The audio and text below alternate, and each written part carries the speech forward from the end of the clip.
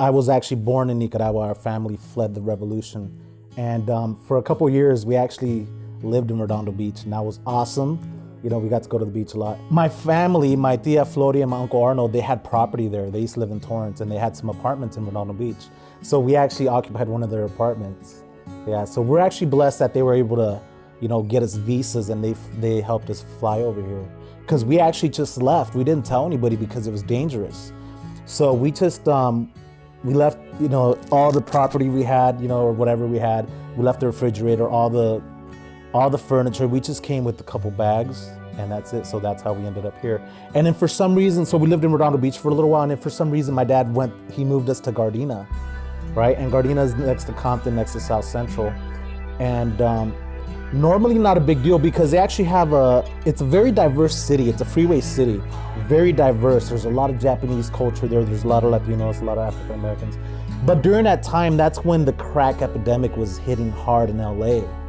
And I remember from living in Redondo Beach and going to Gardena, all of a sudden I see people breakdancing, I hear the music, you know, the rap music, I see graffiti.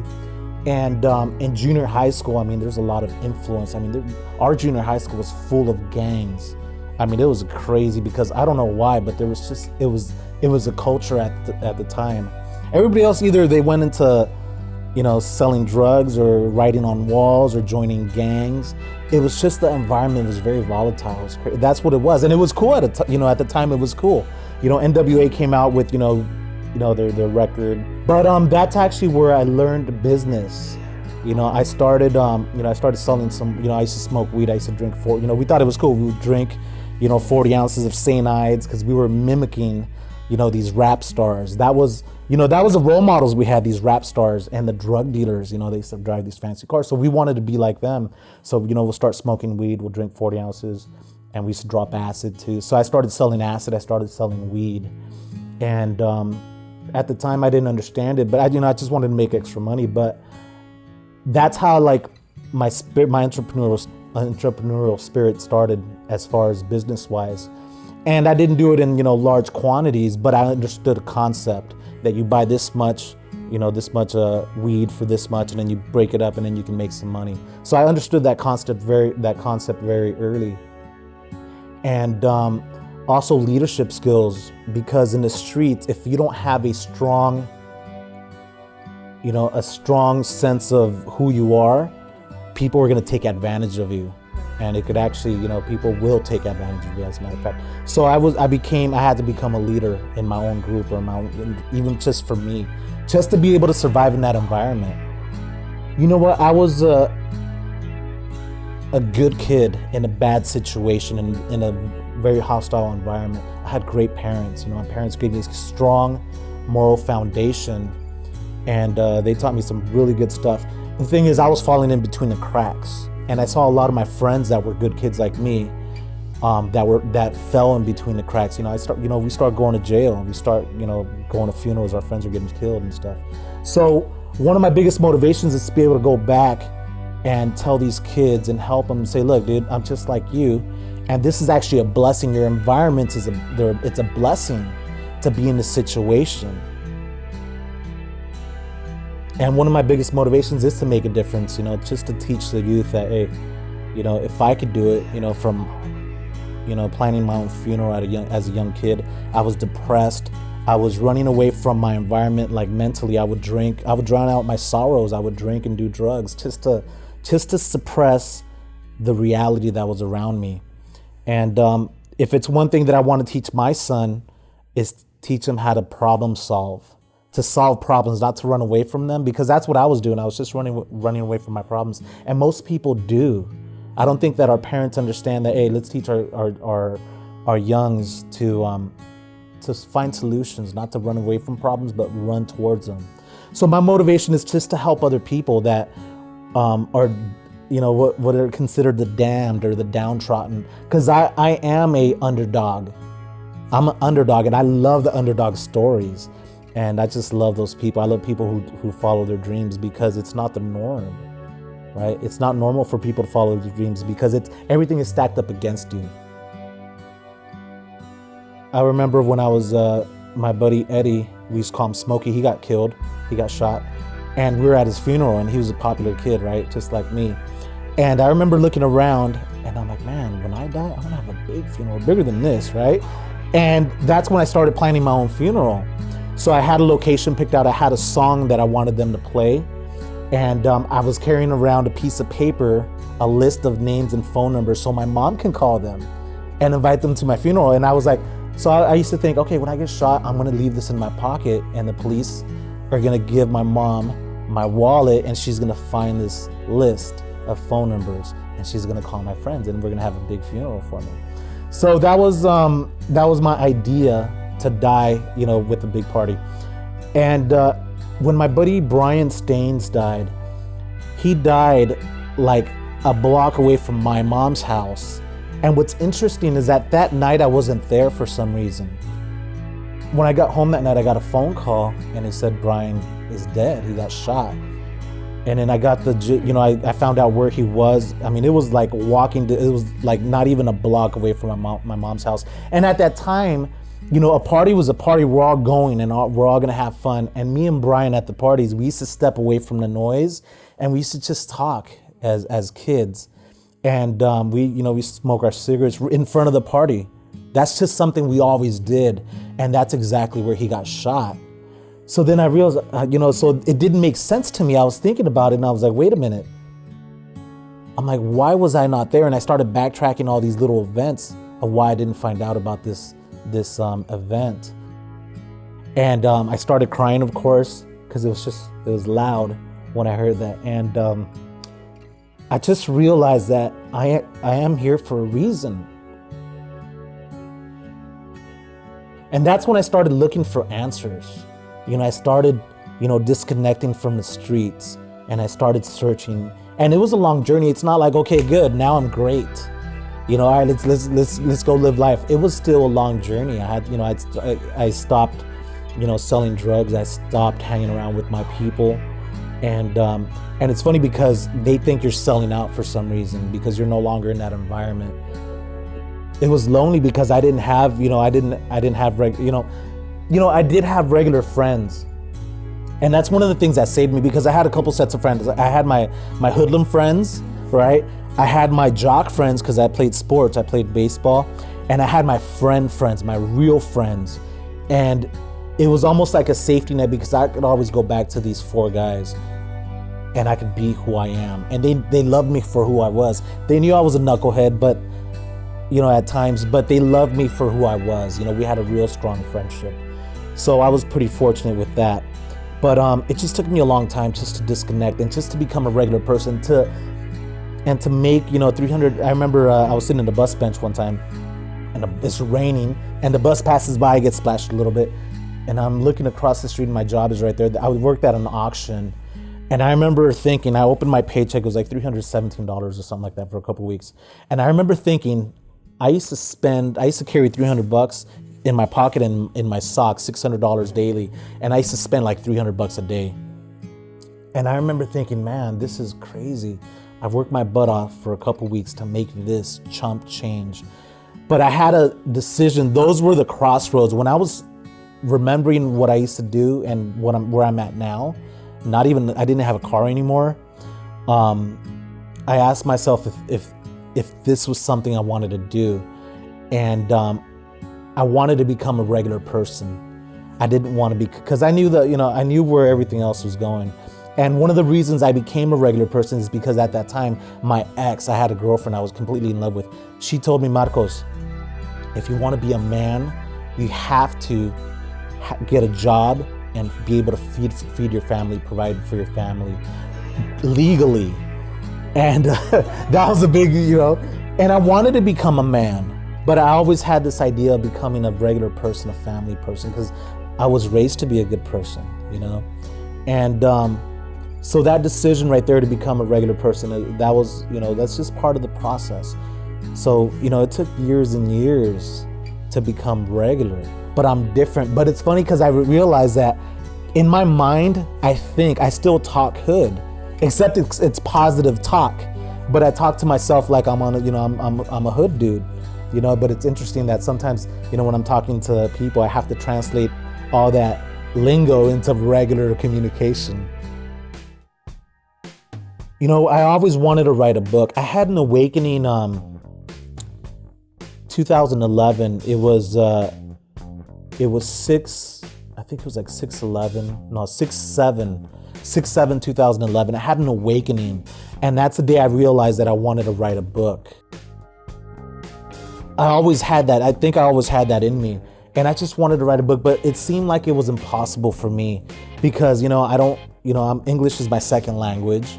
I'm not a great speller necessarily. I'm not, educated academically, not much. And, I don't even know how to type. So, and I didn't even know where to start, to be honest. I had a book in me. Everybody has a story to share, right? Everybody has a book inside of them. So I would just stumble. I would try different ways, and I just stumbled, and I just started looking at the best people in the industry that help you with self-publishing. So I bought a bunch of courses, and Brian Tracy, Mike Koenigs, a couple other people, and I started picking from what I like, from all these different sources. I just simplified it even more, if that's even possible. But I just simplified the process. And when I announced to the world that I was writing a book, man, the feedback was incredible. I was able to, I started getting called to start speaking more. I got some more clients for consulting, and I got so busy that I actually postponed my book for maybe 4 or 5 months, and then I went back to finish my book. But it was just powerful. People look at you in a different way. And what's interesting is that it's still, to this day, it's still something that it's out of reach for a lot of people. It's, 1% of the world actually write books, but 81% from studies show that people want to write books. Most of us want to write a book. And it's such a power, to write a book, to be able to have a book, it's the key. It's going to open so many doors for you if you use it the right way. So when I opened my box, right, of my book, when I opened it, it was incredible. And just thinking about it, I feel like I'm reliving it. But I opened it and I took it out, and just the weight of your own book. And this is my words. This is my experience. It was powerful. And I remember, is this my son's copy? I gave my son a copy. And it was second to holding my son for the first time. You know what I'm saying? And that to me was like the best feeling in the world, just to hold my son. This kind of mimicked that. When I pulled out my book, and I was like, man, just the energy. It's incredible. This is pretty much a key. If you use this properly, this is going to get you where you want to be. So if you're going to open a business, any business, I would start with a book, because this is going to make you an expert. It's going to raise your perceived value, and people are going to look at you as an authority in your industry. It's going to leverage your influence. It's going to leverage your message. I just want to pass my experience to other people, because I know people, we live in a world where you have to stand out now, right? With all the social media, the video, and everybody's, asking for attention, and having a book is one of the best ways to be able to say, look, I'm different than everybody else. I've actually published a book, and people react to you different. They respect you so much more when you say, oh yeah, by the way, I'm a best-selling author. You're like, what? Yeah? Yeah, that's right. And then when you pull it out, they're like, oh my God, it's like, this is like a magic wand, I don't carry it with me all the time, but when I do, and I say, yeah, absolutely. And what I do, I actually give people a card that gives them a free download, and I capture their leads. So it's a gift, right? So I say, hey, do you, or something, when I'm buying something at the store and they give me great service, I'm like, what, do you mind if I give you a gift? And they're like, yeah. And then I'll give them a card, and I say, look, this is my book. I'm a best-selling author, and this is actually, I'm going to gift you a digital copy for free. And by the way, chapter 8, if you're going to read one chapter, read chapter 8. And then it just solidifies some sort of relationship there. But you're just giving, you're just giving. And that's a great way to capture leads too, and connect with people. I'm actually an introvert, right? And but I'm both. But I like to I reflect a lot. I think a lot. I'm a thinker. Ever since I was young, I just like to think. I like to ask a lot of questions, and I do a lot of reflection. And I'm actually, I'm a spectator. And that's why, I think this is this is a challenge I have, because I'm an introvert to the world, but to my people, I'm an extrovert, right? I don't want, when I was young, when I was about 9 years old, I loved acting, right? I like to pretend. Everybody likes to pretend as a kid, right? And I remember I told myself, I'm like, you know what? I want to be an actor. But instantly I said, you know what? I don't want to be famous. I don't like that attention. And it's interesting, amongst my friends, amongst my people, I love to be me. I'm who I am. You know what I'm saying? Amongst my peers. But to the world, I don't care if they know who I am. I don't care what they think about me. I'm an introvert to the world, but to my peers or to the things that I want to do, I'm an extrovert. Isn't that weird? So what was your question? Until you connect with the people and you get comfortable, and then you're just you, right? Yeah. But it takes, and that's one of my challenges, because I am an introvert, and it's just weird how we have to play both of these sides, I read a lot, right? And you know what, like, I don't have a college degree, but I used to go take business law. I used to take computer classes as a youth. It's like a la carte education, and at that time, back in the days, they used to have something called Talking Book World. And I know, way before your time, right? And I used to drive to these places, and they used to rent out cassettes. And this is actually even before DVDs. I used to rent cassettes, and I used to play them, and these were self-development. And but right now I do a lot of reading. And one of the things that has helped me is that I now don't look at the whole book like a nonfiction. If it was Alchemist, okay, I read the whole book. But sometimes I'll just grab a book and look at the title and say, okay, let me look at the chapters. And I'll be like, all right, I want to learn that like right now. And I'll just devour that and I'll internalize it. So I read a lot. When I'm cleaning the house, when I'm washing my dishes, I love to wash dishes, by the way, and cook. I don't watch video. I actually listen to podcasts, right? So I do a lot of podcasting. I watch videos. I don't have patience for videos anymore. Not much as I used to, which is interesting because I'm always busy. But when I do, I watch the Daily V. And dude, like when I feel sluggish, dude, I watch like one of those episodes, and man, I'm like out the door and I'm ready to conquer the world. It's just interesting that how life is about hustling. It's about working hard, So self-development it's very important to me. What I love to do, I love to learn from people like right here. I love to connect. I love to be next to people. I'm a people person. I love people. But I love to ask questions. I mean, if you would like kill yourself, if you were stuck in a room for like 10 hours, you'd be like, oh my God, stop asking me questions, because I would just ask questions and I'm absorbing your information. And the gold, I'm looking for gold, right? So when you're giving me gold nuggets, I'm putting those away, and I'm kind of putting everything else in the closet or somewhere in my mind, right? But I'm looking for gold constantly in my mind. You know what? It's easier than ever before to write a book and self-publish a book.